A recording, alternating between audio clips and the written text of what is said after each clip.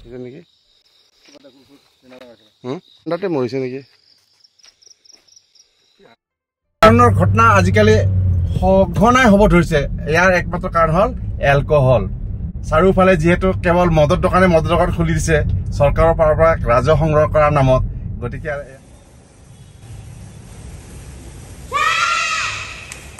ঐ ভাই ঐ লাগা আছে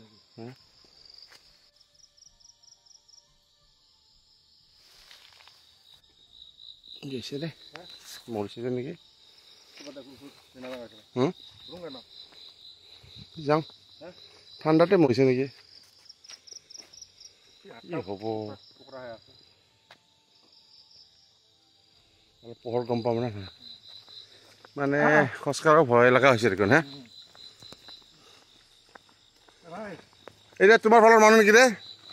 গাৰৰ নিচিনা লাগছে এই যে পৰি আছে চাইকেল দি কাৰ এতিয়া মাল খোৱা মানুহ কিন্তু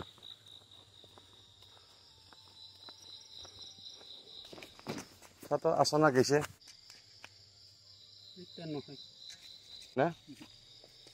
দিগদাৰ হৈছে ৰে ৱাকিঙত আহিব এনেকে মাল ঠাল খাই পৰি থাকিব আছে আছে আছা দেখোন তই হা কি গৰম লাগছে না ঠাণ্ডা হা কোন জেগাত ঘৰ হা ঐ উঠ যা লাহে লাহে তাত এনেকে ৰাস্তাৰ মাজত থাকে নেকি গাড়ী আহি পেলাই এক্সিডেণ্ট কৰি মাৰি দিলে হা ভগৱান এই যে সুৰা শক্ত ক'ৰ পৰা আহিছিল তহঁতৰ ফালে নহয় না ভাই চল বাবু যাওঁ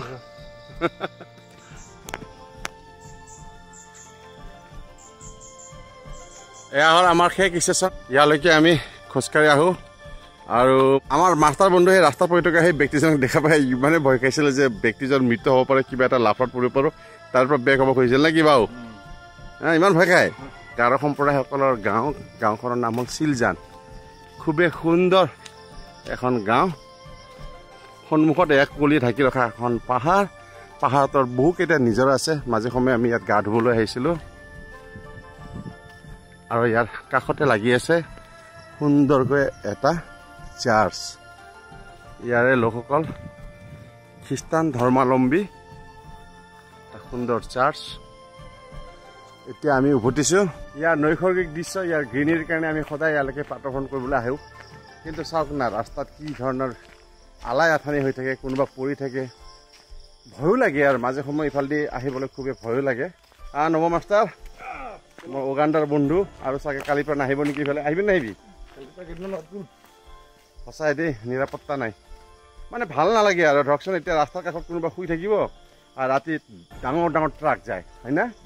গতিকে ট্ৰাকৰ তলত পৰি গ'লোতে আৰু নিষ্ঠাৰে নাই পিছত গৈ আমি ৰাতিপুৱা কিবা এটা লাফাৰ পৰা কৰি এই ৰুটটো আমি কেইদিনৰ কাৰণে বাদ দিম এই ৰাস্তাটোত আপোনালোকক কৈছোৱে ইয়াৰ নিশাৰ ভাগত ডাঙৰ ডাঙৰ ডাম্পাৰ দৌৰাত্মক আৰু এই ধৰণৰ খুব হাই স্পীডত বাইকবোৰ চলি থাকে কাৰণে ভয়ো লাগে কিন্তু একমাত্ৰ গ্ৰীনেৰীৰ কাৰণে আমি আহোঁ চেঁচা বতাহ গাত লাগিছে ভালে লাগিছে ন আকাশ মেঘাচ্ছন্ন গতিকে খন্তেক পিছতে হয়তো বৰষুণো আহিব পাৰে পৰিতাপৰ কথা আমি দুই বন্ধুৱে আজি বছৰ বছৰ ধৰি ৰাস্তাৰ দুয়োকাষ আমি সদায় চাফাই কৰোঁ কিন্তু সদায় পিছদিনাখন যেতিয়া আহি দেখোঁ মদৰ বটল থাকিব গিলাচ থাকিব না বা উপায় নাই আমি এই ধৰণৰ কাম কৰি গৈ থাকিম কিন্তু এতিয়া হ'ল নিশাৰ ভাগত দেখা সেই মটৰবিজনৰ কিবা এটা ব্যৱস্থা লগাবই লাগিব কাৰণ কিছু সময় পিছত আপোনালোকে দেখিলে ডাঙৰ ট্ৰাক বাছ ইফালেদি চলাচল কৰিব আৰু যি ঠাইত সি আছে সেইটো এটা হ'ল টাৰ্ণিং কাৰ্ভ টাৰ্ণিং গতিকে সিফালৰ পৰা যদি এখন ডাঙৰ বাছ আহে আৰু ইফালৰ পৰা যদি এখন ট্ৰাক বা কিবা আহে ছাইড কাটিলে তাৰ ওপৰেদি নিশ্চয়কৈ যাব কিবা এটা ব্যৱস্থা কৰিম এয়াই আৰু কাৰণ ইফালেদি অহাটো আমাৰ কাৰণে এতিয়া দূৰ যেন লাগিছে কাৰণ এই ঘন অৰণ্যৰ মাজত নিশা কোন ক'ত পৰি থাকে কোনে কি উদ্দেশ্যত আহে একো ক'ব নোৱাৰি খুব এটা সুবিধাজনকো নহয় তথাপিতো আহোঁ একমাত্ৰ অক্সিজেনৰ কাৰণে কি সুন্দৰ গ্ৰীনেৰী ইয়াৰ ভেজিটেশ্যন কিবা এটা মহে আমাক সদায় টানি আনে ন A few moments later. মাছ পালি মাছ নাই স্যার অলপ পাইছো ঠিকে আছে দেখো চেং মাছ এই পাইছো কেইটামান ঠিক আছে এই যে এইখিনিতে তই দেখা নাই না মানুহজন ক'ত পছিল ইয়াতে আছিল ইয়াতে শুই আছিল আমি ভাবিলো কি টাৰ্ণিং না মই আপোনাৰ লগে আগত গল মই পিছে পিছে আহি আছিলো তাত মই কিন্তু পোৱা নাই তাৰমানে সেই বহুত নিচাক্তটা আমি গালিও দিলো তাৰপিছত আমি ভাবিছিলোঁ কি দুইজনে এতিয়া যোৱাৰ সময়তে টানি ছাইড কৰাই দিম আৰু কি সি যি উঠি গৈছে ভালে ভালে গৈছে ভাল কথা মই কিন্তু কোৱা নাই ছাৰ ঠিক আছে বাও কুঁৱলী আৰু আহিল দেই এই কুঁৱলী আৰু এই ভেজিটেশ্যনৰ কাৰণে আমি ইয়ালৈকে আহোঁ কিন্তু আহি সদায় সদায় এটা এটা নতুন ঘটনা দেখা পাওঁ গতিকে আৰু অহা বাদে দিব লাগিব নে কি তোৰ কিন্তু ভাল সাহস দেই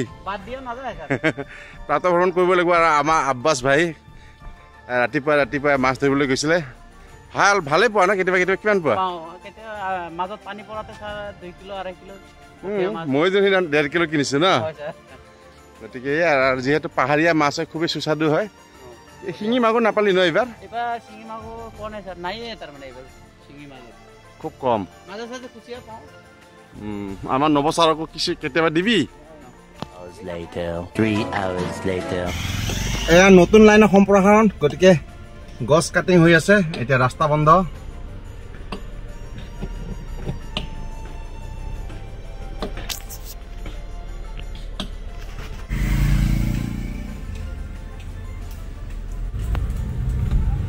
ৰাতিপুৱা যেতিয়া মই আৰু মোৰ মাষ্টৰ বন্ধু উভতি আহিছিলোঁ মানুহজনক অকণমান ৰাস্তাৰ পৰা অকণমান দূৰলৈকে লৈ যাওঁ বুলি ভাবিছিলোঁ কিন্তু কোন সময় সি উঠি গ'ল না কোনোবা উঠাই লৈ গ'ল নাজানো মানুহজন নাছিলে যি কি হওক ভাল খবৰ এটা দুৰ্ঘটনাৰ পৰা ৰক্ষা পৰিলে কিন্তু এই ধৰণৰ ঘটনা আজিকালি সঘনাই হ'ব ধৰিছে ইয়াৰ একমাত্ৰ কাৰণ হ'ল এলকহল মাদক দ্ৰব্য কি ক'ব আৰু চাৰিওফালে যিহেতু কেৱল মদৰ দোকান খুলি দিছে চৰকাৰৰ ফালৰ পৰা ৰাজহ সংগ্ৰহ কৰাৰ নামত গতিকে এয়াতো মোৰ নিচিনা এজন সাধাৰণ ইউটিউবাৰে বন্ধ কৰিব নোৱাৰিব এয়া ধৰক ৰাতিপুৱাৰ কাহিনীটো ইগনোৰ কৰক এতিয়া শুভ কামত ওলাইছো মানে খুব ভাল খবৰ আপোনালোকেতো জানে মই টাইকাণ্ডোৰ লগত জড়িত আমাৰ কোকৰাঝাৰৰ পৰা 6জন পাৰ্টিচিপেণ্টছ গৈছিলে নাছিক মহাৰাষ্ট্ৰত চেম্পিয়ন অফ চেম্পিয়ন টুৰ্ণামেণ্ট খেলিবলৈ আৰু তাত অংশগ্ৰহণ কৰি 6টা মেডেল কঢ়িয়াই আনিবলৈ সক্ষম হৈছে 4টা গ'ল্ড 2টা চিলভাৰ আৰু এওঁলোক 8টাই কোৱালিফাই হৈছে হংকং ইণ্টাৰনেশ্যনেল টুৰ্ণামেণ্টত তালৈকে যাওঁ তেওঁলোকৰ লগত কথোপকথন হওঁ আৰু আপোনালোকক দেখুৱাওঁ